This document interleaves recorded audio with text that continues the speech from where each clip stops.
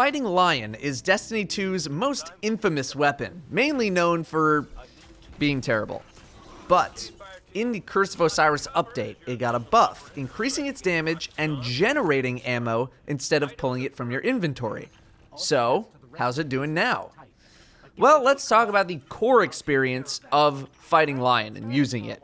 How it's supposed to work is you shoot a grenade, splash a bunch of damage everywhere, switch to a primary, finish off the target, and swap back to your grenade launcher to shoot again, rinse, repeat.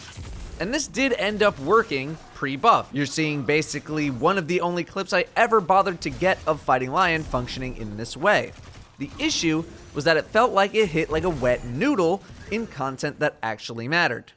With the damage buff, we seem to have a bit of a problem, because now, at least against these same random enemies in the EDZ, they are outright killed by the grenade launcher, which I guess is good, but if we're talking about the synergy of the gun, then that's actually kinda bad. If you kill the target, then you can't hit it with any more damage to replenish your Fighting Lion. However, two good things. One, the increased damage makes the effect we're looking for better in higher level content or content that actually matters. If you take this into the Heroic Strike playlist and play smart, you are going to have a very fun time with it. Two, if you outright kill your target, but then kill a different target quickly, even if it wasn't damaged by Fighting Lion, you will still get the ammo to replenish. I don't know if that was the case pre-buff, and I also don't know if this is a bug or not. It seems like the conditions that Fighting Lion is tracking are hit a target with a grenade, and then kill another target with a gun. And then as long as you meet both of those criteria, you're good. The increased damage was letting me one-shot red health bar enemies with shields in things like the normal Mercury adventures, which I believe are 250 power level enemies. Now, it doesn't take much to kill those targets in the first place, but an instant speed kill is about as good as it gets. Heroic adventures will get a little bit easier to manage with Fighting Lion as levels go up. In the Heroic Strike playlist, you're not going to be one-shotting stuff even if they have a Void Shield, but you will be doing enough damage to shoot a grenade, switch to your primary, kill them, and you will have a new grenade waiting. The main issues you're going to run into with Fighting Lion are pretty obvious. One, you gotta hit those shots. Missing a grenade is brutal.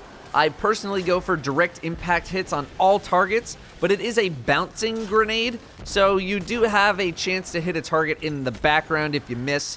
I'm terrible with bouncing grenades. I'd much prefer it just explode on impact. So if you're better with bouncing grenades, that's great. Issue number two, running out of primary ammo.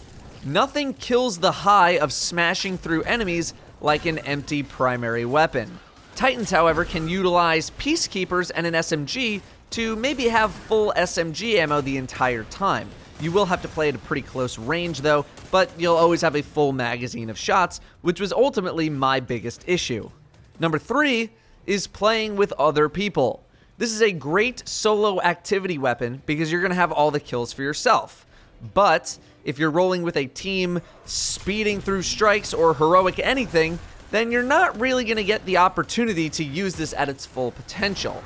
Not to mention that if you don't get the killing blow required to reload Fighting Lion, you do not get the ammo. It does not work on assists. I tried this in the normal mode of Leviathan, and it wasn't too bad, but it wasn't spectacular either. I'd say the Gauntlet is where this is going to succeed the most because there are actually enemies bunched up, and you can chain those shots much more easily. Royal Pools, you can get a kill or two here and there, but it's not a game changer, and Beasts, yeah, you don't need it.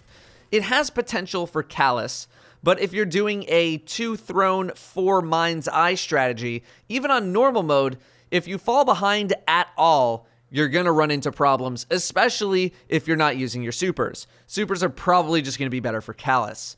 We'll see if this has any potential in Eater of Worlds. So, is Fighting Lion good now?